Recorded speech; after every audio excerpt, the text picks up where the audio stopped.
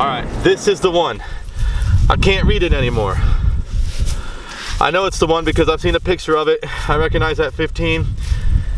Yeah, it's too bad that we can't read this.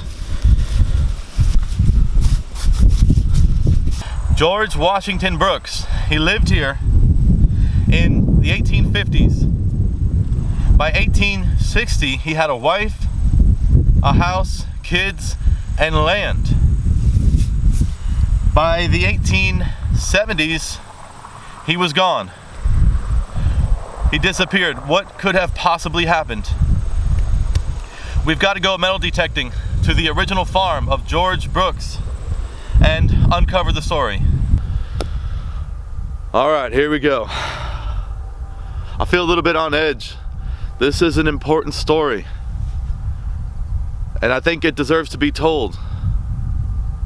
But there's always that question, what if we don't find anything? I don't know. Let's get going.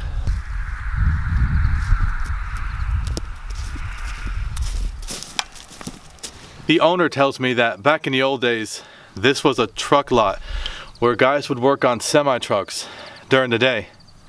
And he said that the guys would hide beer inside the trucks and they would drink during the day when they worked. And one day the owner came out here and opened up the passenger side door of one of the trucks, and a whole bunch of beer cans came rolling out, and the owner was angry. I believe it too. I mean, there are just millions of beer cans here, and so this is all aluminum. It's all junk. This is terrible. This makes it absolutely just impossible. The original house is right here, back in 1860s. George Washington Brooks, he lived here, and he had a wife named Cleantha Sophia, and they had about 6 kids, and they struggled. They really did. In 1850, on the census, his career was listed as a cabinet maker. There's not much demand for cabinets out here. And it shows too, because in 1865, someone from the government came through here and they did an inventory of the land and the people and what they owned. And in 1865, George and Cleantha had 1 horse, 1 cow, and $1,300 worth of land. They also had $100 in assets. That's not good. So I've been adjusting the settings on this metal detector so that I can try to eliminate the junk and find the good stuff, and it works. However, what I'm finding now is just better, smaller pieces of junk.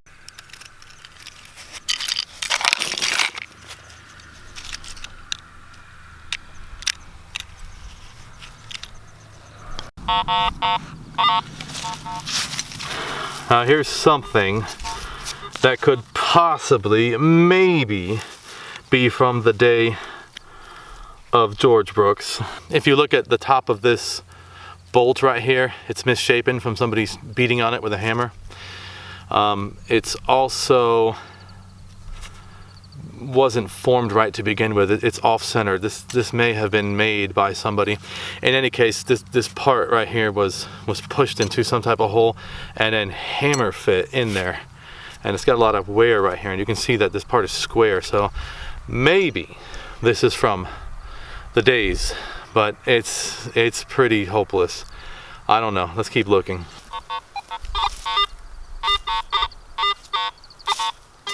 So why did George disappear? Well, he was registered for military service in the 1860s, but by that time he was in his 40s. And so even though he was registered, he was never selected to fight. And he didn't fight in the war. His son did, but he didn't. Well, to make a long story short, tragically George was killed on this very farm in the year 1869. He was reaping a crop, in the late summer. Now around here, that would be wheat, because that's what's ready during that time. And so if he was reaping wheat, then the machine that he would have been using in 1869 would have looked like this right here. And so what happened was George had two new horses that were pulling the reaper, and they were young colts, and they weren't doing what they were supposed to be doing. And so he got down off the machine and he got in front of the horses and tried to take hold of them by the bridle. And so I'm guessing he wasn't a very big guy. The soldiers' records show that his son was 5'4". So I'm guessing that his son weighed about 145 pounds. George, since he was struggling, probably didn't weigh very much. And the horses got away from him. They bolted. They broke free. And what happened was he actually got run over by the reaper. And this happened somewhere right out there, 1869. And unfortunately, the sickle bar on the reaper severed his leg, and he was hurt bad. The nearest doctor would have been that way, about 3 miles.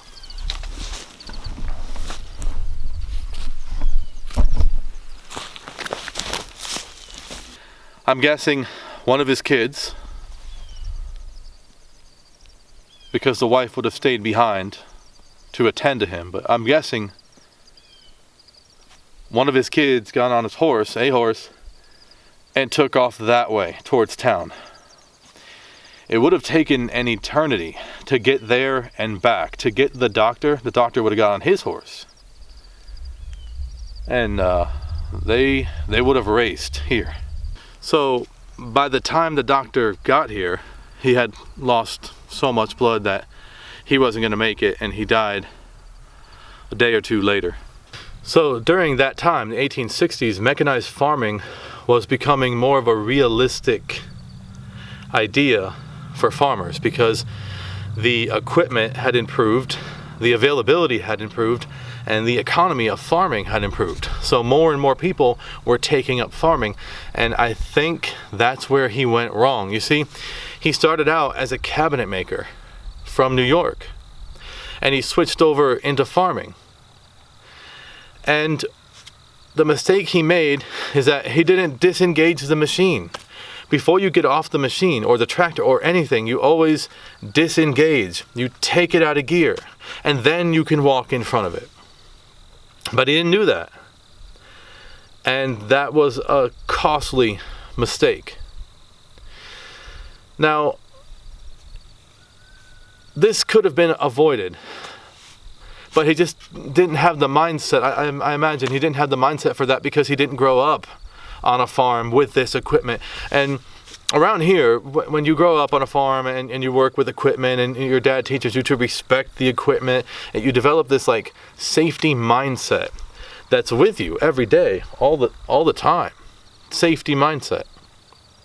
And so if you operate under that mindset, you are far less likely to have an accident. And since he was a cabinet maker and this equipment was fairly new, that safety mindset hadn't been adopted by people yet. The metal detecting out here is the worst I have ever seen.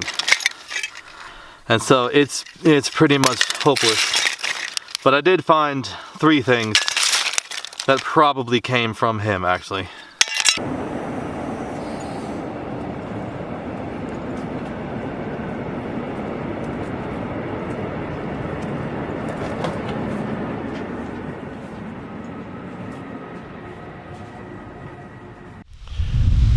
That was the worst metal detecting I had ever seen.